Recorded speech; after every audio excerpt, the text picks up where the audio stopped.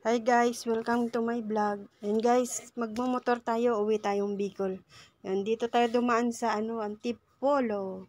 Antipolo sa Inari Center na tayo guys. Yan, dito dadaan. Tanay ang labas nito guys, Quezon. Dito sa Antipolo pa lang tayo sa Inari Center. Malis tayo is 2 AM. Ayan, ang dilim guys kasi alas 2 pa lang ng madaling araw. Tayo nagbabiyahe na para hindi masyadong mainit pag tanghali ng nakamotor, ang init. Ayun, sinakulit nauna na, nakasasakyan sila. Kaya mabilis sila. Nauna na sila guys. Ang labas namin nito guys sa Quezon, dito kami dumaan sa Tanay, yan.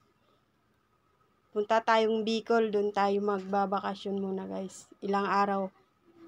Guys, samahan niyo po kami guys. Magpapahinga muna kami guys kasi mahaba pa ang biyahe. Mag-CCR daw muna at kakain. Yan, sikulit Mahabang-habang biyahe pa sa aming lalakbayin, Bicol pa. Sa Pagbilao, Quezon pa lang kami. Papahinga muna kami kasi naantok mo yung driver. Ayun, sikulit nagpapakyut. Yan, tulog na siya, sobrang antok na talaga siya. Yan, nagkumain nga muna kami dyan, nag-aalmusal. Tapos na kami kumain guys, tsaka tapos na rin sa pagpahinga para may lakas na ulit magbiyahe. Yan, papahinga, magre-ready na at magbabiyahe ulit.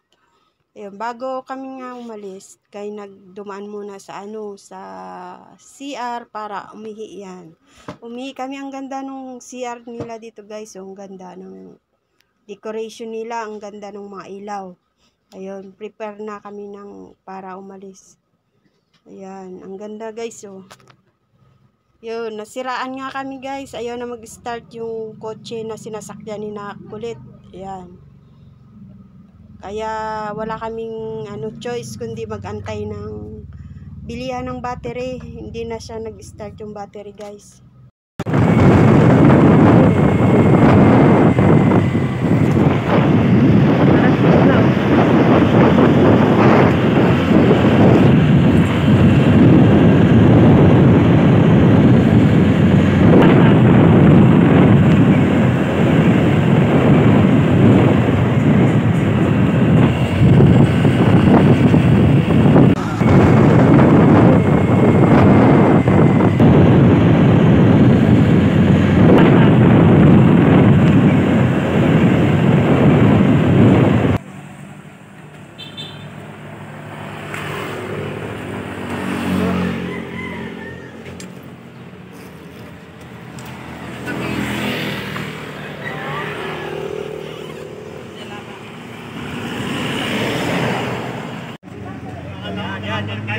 Diyan na lang.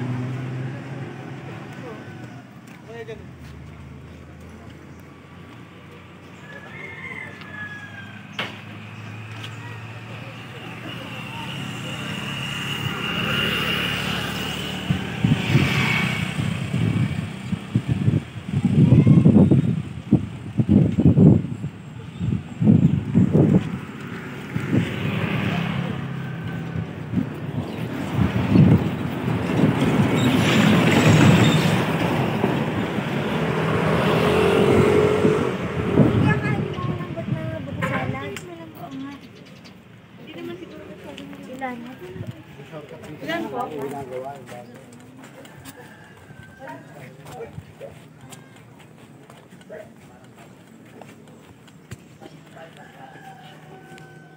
Sakti na sa gitna ka naglalakad. Siyempre, wala dami na nagdadaan nila.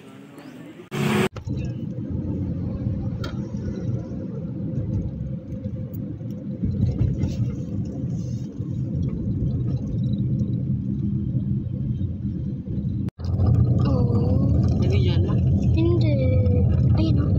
Wow. Isa? Nabidyohan ko.